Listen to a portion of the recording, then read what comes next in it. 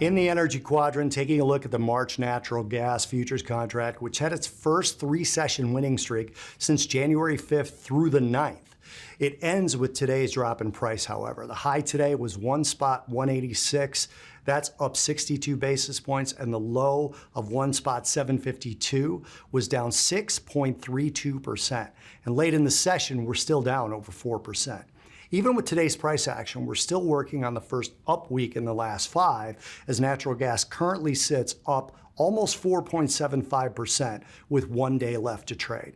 In terms of national demand, which is always based on the weather, we sit with low demand currently, which should move into moderate Saturday into early Sunday, then move back to light for the early part of next week.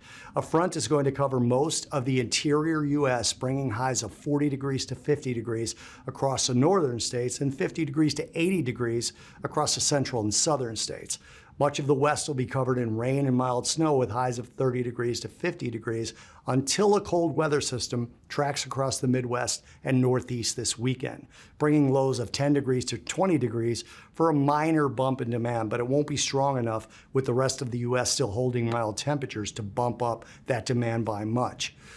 Right on schedule, the EIA released its natural gas storage report, which printed a draw of only 60 billion cubic feet, higher than expectations, which were near 65 billion cubic feet, but much smaller than the 5-year average of 168 billion cubic feet.